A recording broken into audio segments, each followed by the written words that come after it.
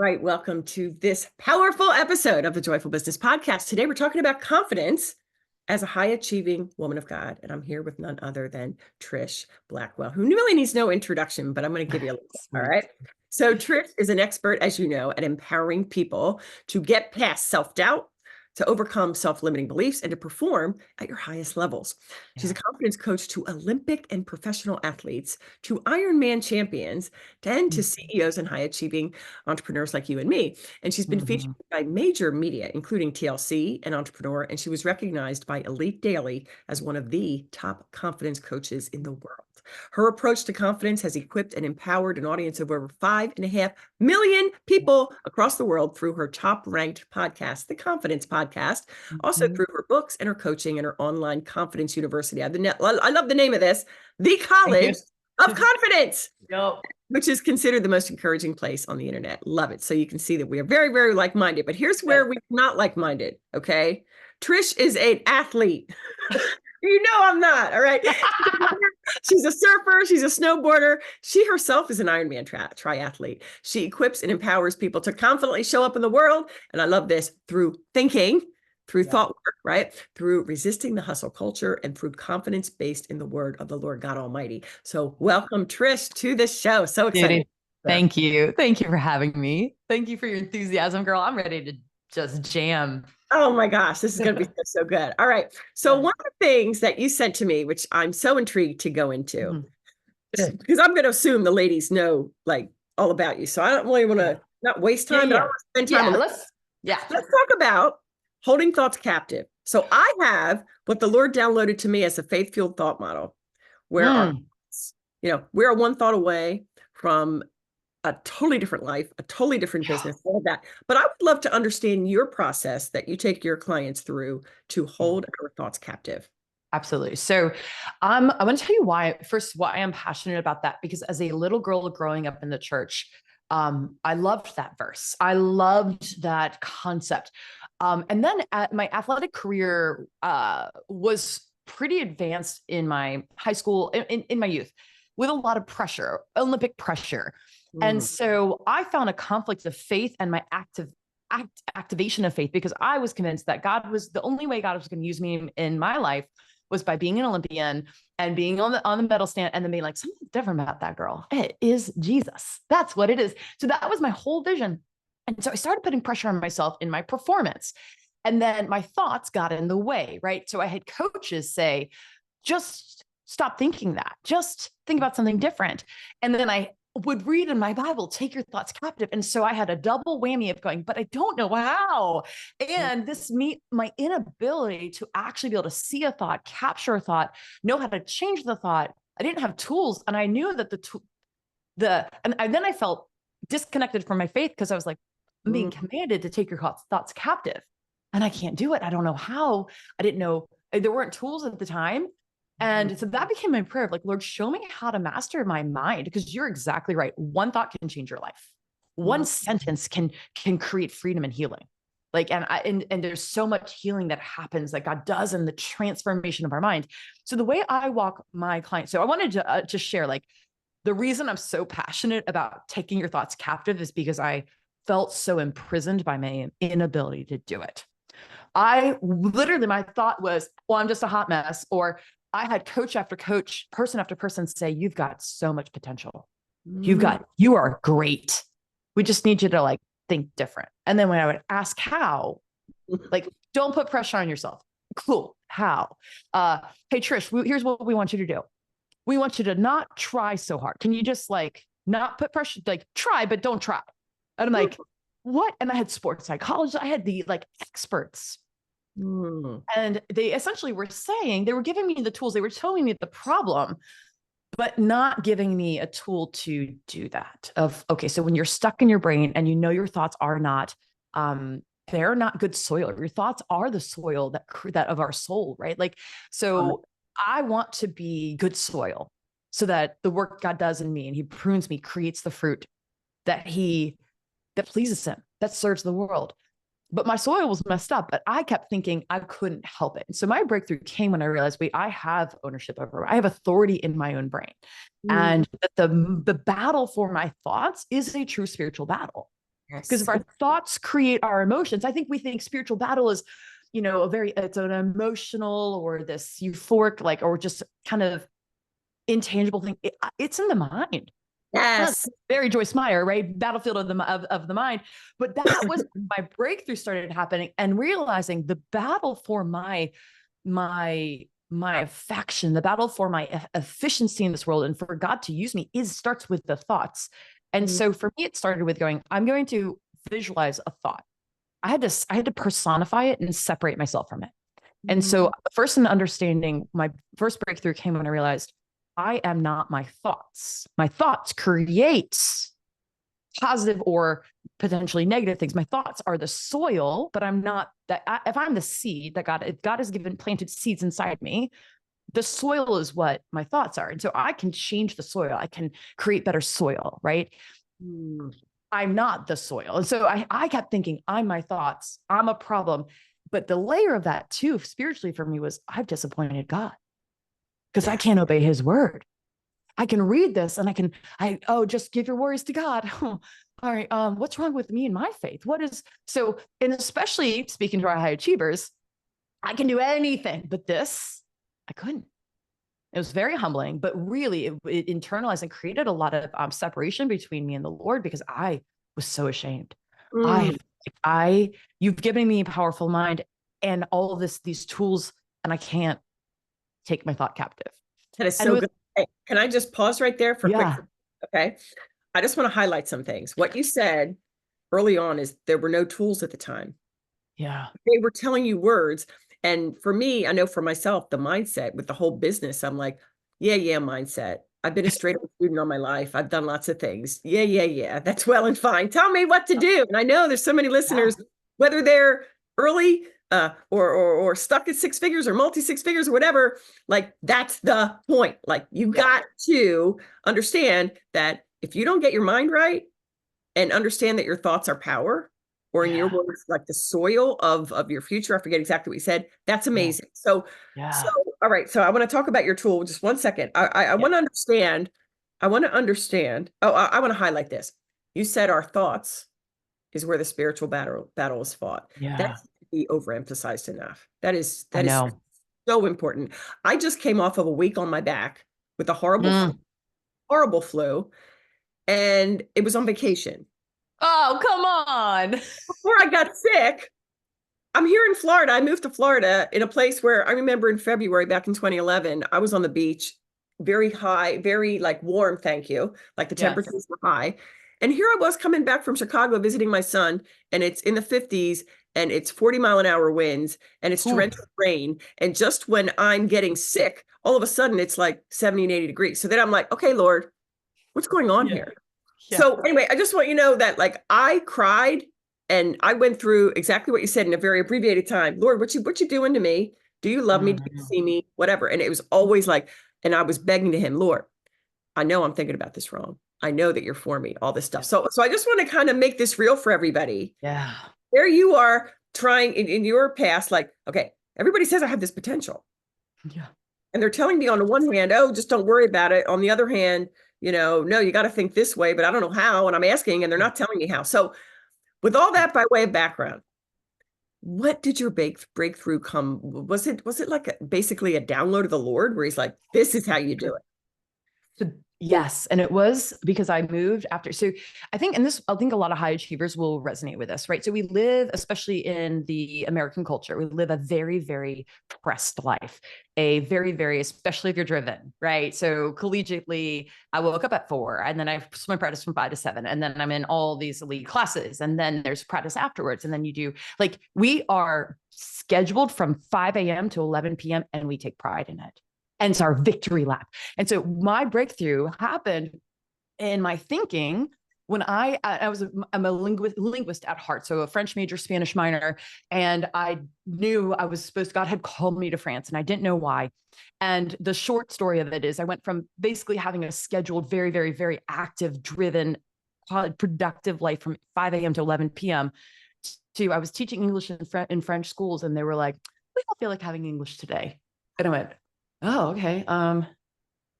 What should I do? And this was pre-cell phone. I mean, cell phones were out, but like it was this, So I'd go for a run and then I'd be like, well, it's 9 o'clock. I have nothing to do until tomorrow. And chances are I might walk to the school and they might go, thank you. No English today. Like, we don't need it.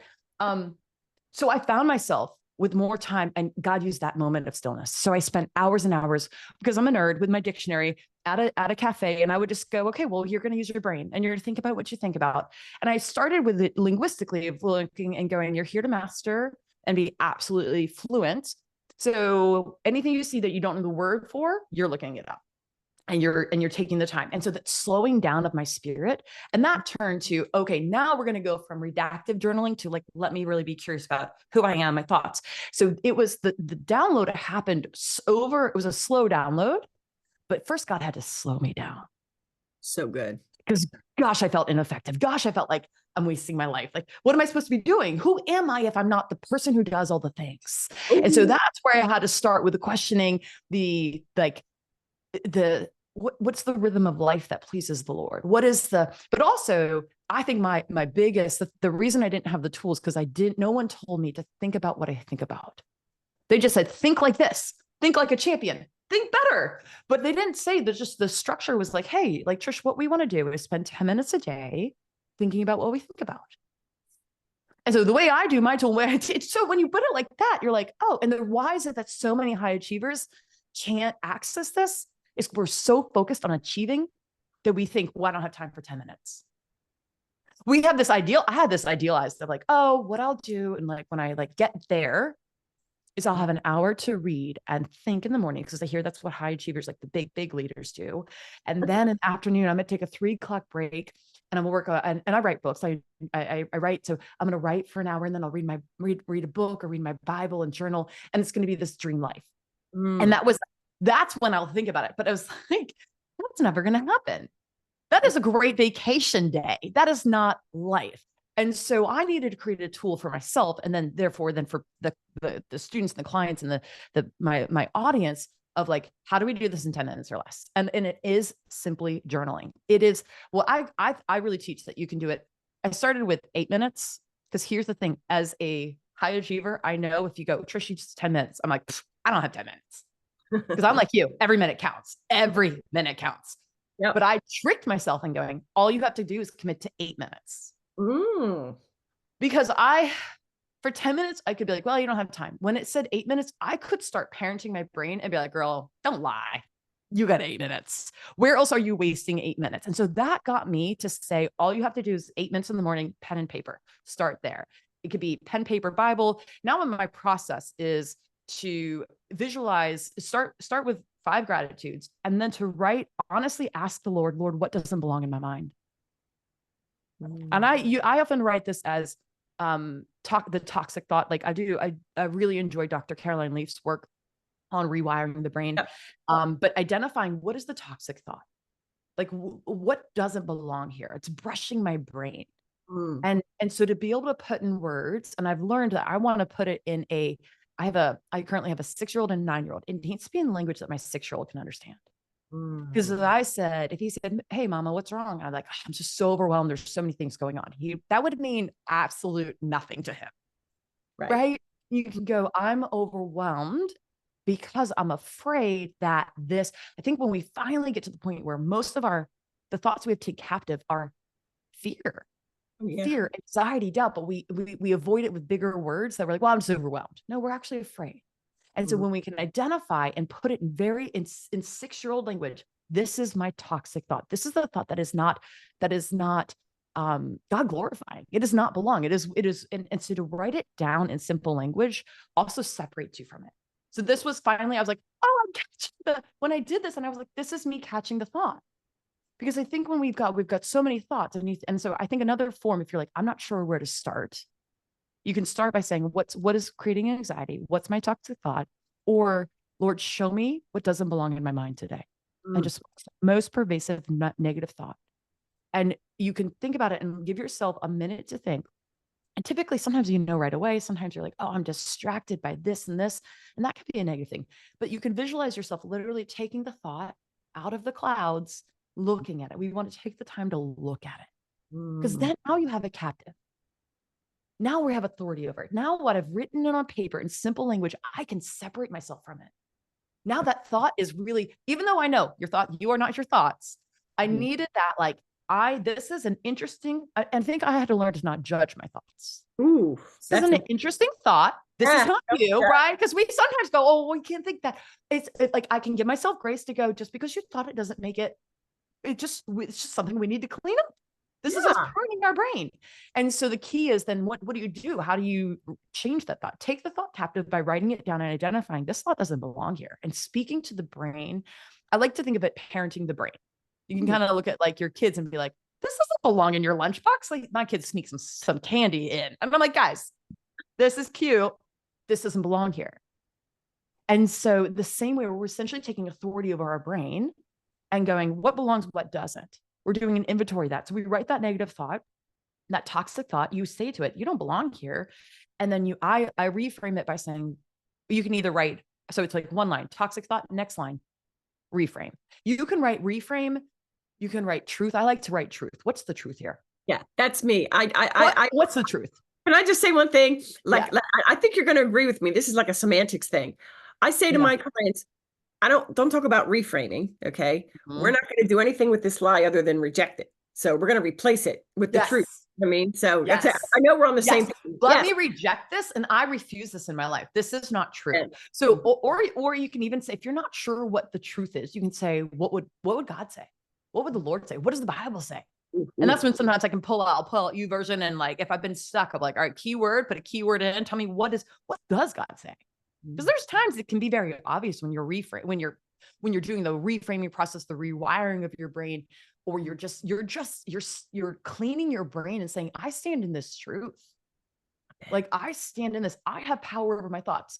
And then I like to close it with a final, what I like to call a power phrase, where you simply close the journal and you are almost taking that truth and then putting a bow on it. Where we go, today I will walk in whatever it might be. So if you were catching and taking captive your fear or your overwhelm, today I walk in the abundance of God's faithfulness, and I will be his hands and feet in this world. And I believe that he is the multiplier who takes my effort and will compound it. I release all of my overthinking about in my business, and right. And so you almost do this, like, it's almost like authoritative declaration. Once you've done that, you've taken the thought captive, you're looking at it, you're like, you do not belong here. Get out. Let me tell you why you're getting out. And then you sort of reestablish your standards. And you're saying to yourself, this is what I believe. This is what I will walk in today. You know, Judy, I used to once I came up with this process, this journaling process, I was like, this is great. I would love to not do this every day. I don't need to do this every day. And I would try to skip days. Let me tell you, you don't want Trish when she's not done this. I am not, my faith is different. My coaching efficiency is different. I am different. I need this. I need to do that inventory of my brain and really go, God has given me, to me, it's stewardship. It's ownership and stewardship. And I think we're like, but I can't help it. And there's so much going on. Cool. Go capture that thought, rewrite it, write it down. It is toxic. Right? We have to we need to be leaders in this world. And if we are not brushing our brains, right? I like to think about this journaling process as it's as necessary multiple times a day as brushing your teeth. Oh, so good. Yes. Right? Okay. This is so good. And thank you for laying out that process. Yeah. I want to take a specific example. Yeah. And walk them through it. Let's do it. So that our listeners can really be practical with this and use this going forward. Yeah. And later we're going to talk about this amazing freebie that you're offering our audience to really land this. But let's talk about the more established entrepreneur who's listening. And, she's stuck at $250,000. Okay. And she's got a bunch of limiting beliefs because she came from nothing. Yeah. This is me a couple of years ago. Okay.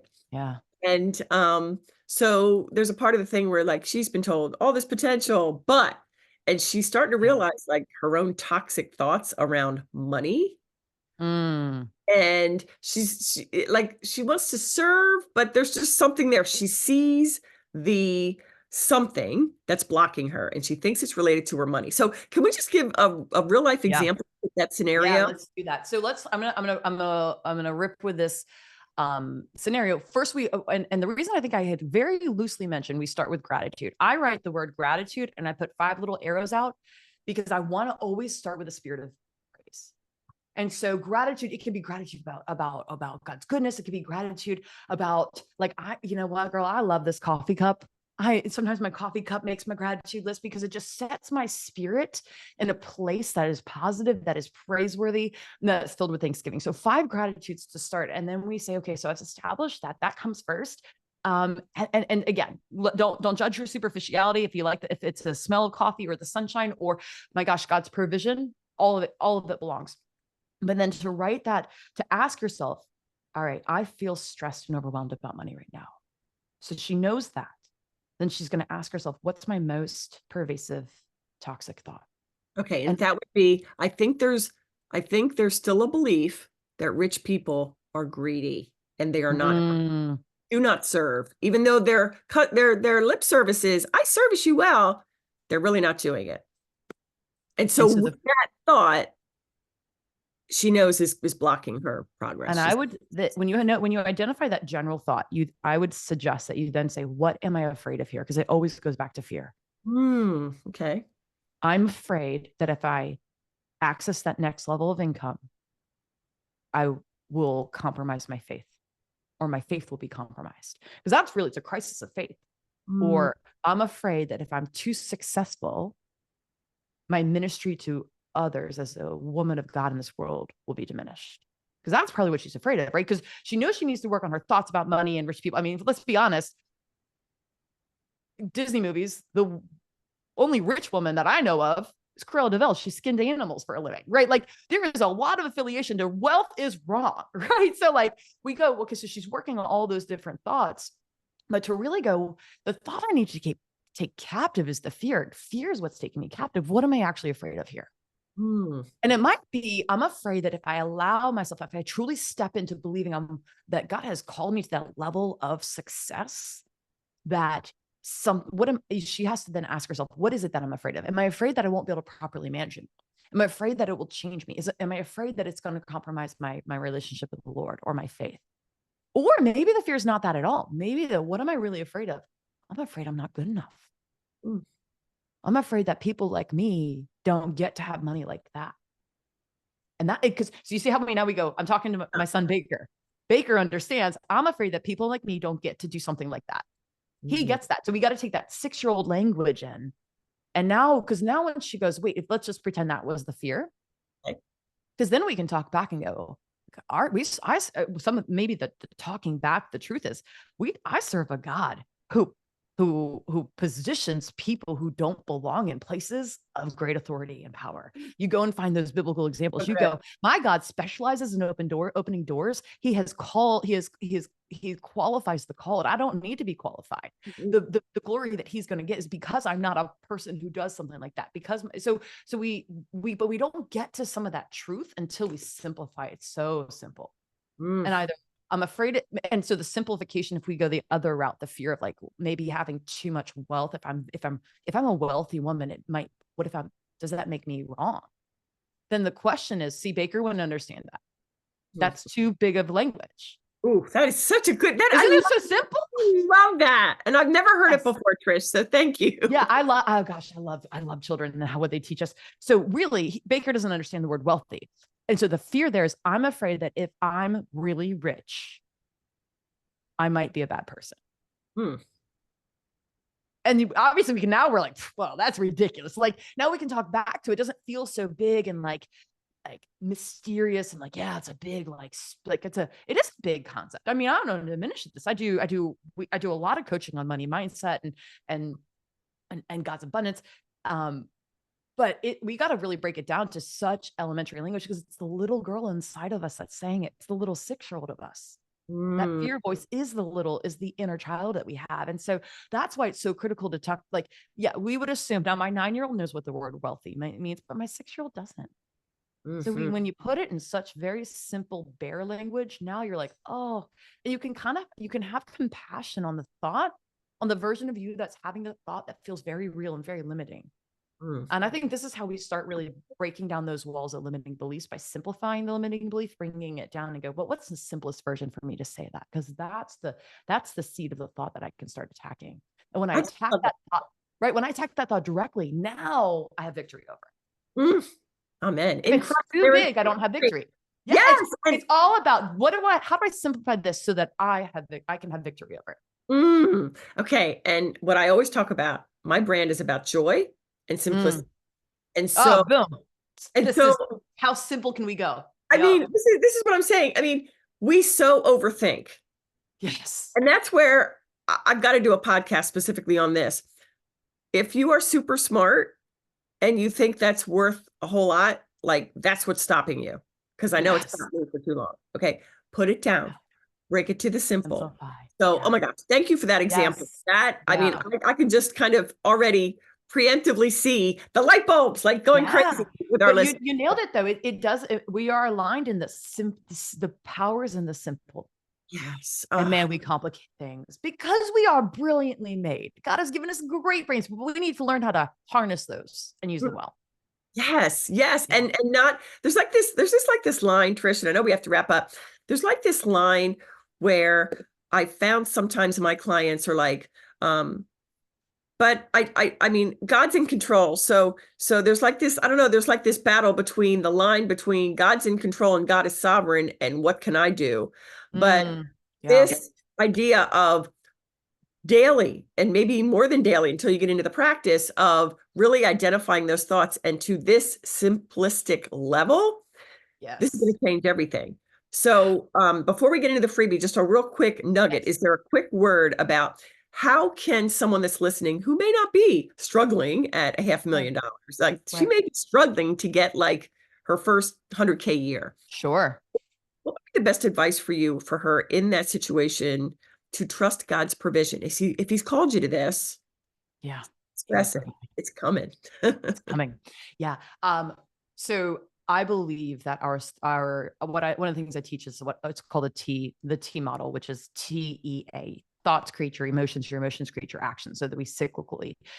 So I want the faith, which is the feeling, and the confidence, which is a feeling, that God has called me this, and it's my success, this result, that thing that I know that he has spoken for me is inevitable. I want to walk in that. So how do we battle that doubt? We do it with our thoughts, because our thoughts create our feelings. And so just to simply, I'm going to rewire it back to simply proclaim it. And I don't even just say proclaim, write it down. Take the 20 seconds, 10 seconds it takes to write it down.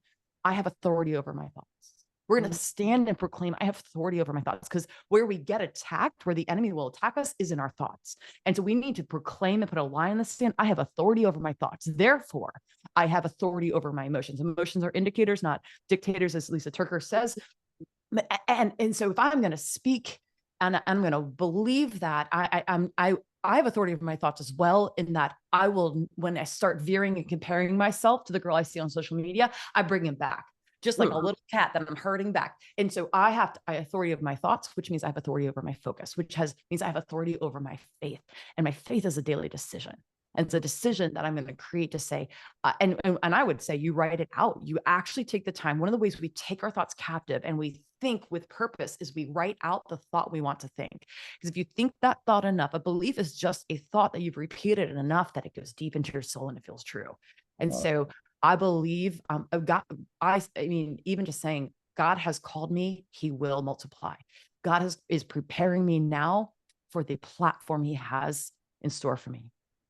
I have trust. I will be tenacious on the path and believe in his sovereign timing. And we revisit it thousands of times. I found so much comfort when I heard Joyce Meyer once say that she has to say a thought thousands of times to herself for it to actually have her breakthrough. She was like the simplest kind of toxic thought reframe. She's like, sometimes I have to tell myself 1,000 times. And I was like, there's nothing wrong with me then. Okay. And so I think we beat ourselves up. Because we're achievers. We're like, well, I typically just do something and then it sticks. Yeah. So it's a little bit detrimental. Look, we got to keep it basic. You can't get away from the reps. It's reps. So good. Oh my gosh. Yeah. It's about the reps. So good. There have been about 1,000 wisdom nugget drops here.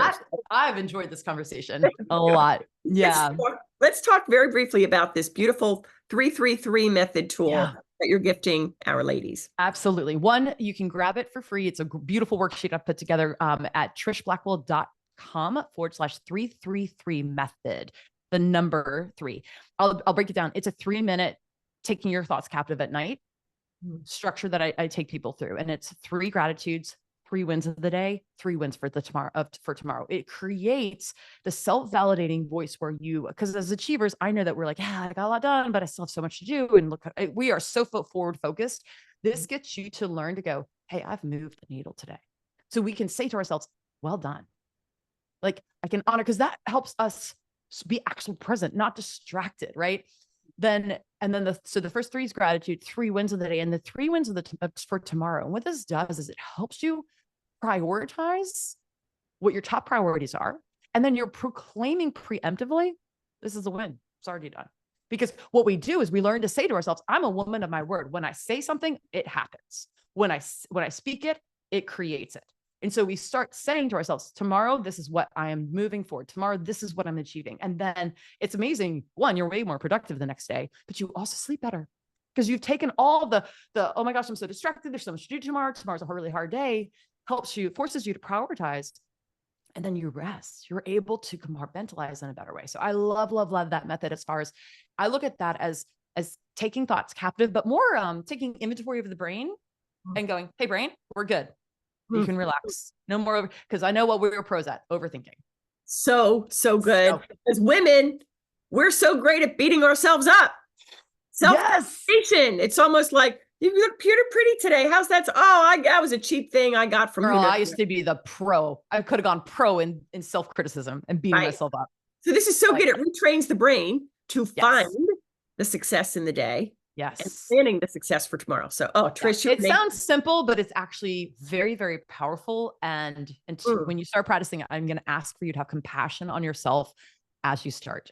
Compassion and grace as you go. Thank you for that. And there's power in simplicity. We've demonstrated it today with Trish. Thank you. As we end today, where's the best place for our audience to find you, to follow you, and check you further? Yeah, absolutely. So Instagram, I'm Trish_Blackwell. But listen, if you love podcasts, come hang out. We drop new episodes on the Confidence Podcast every Tuesday. So I'd love to see you guys there.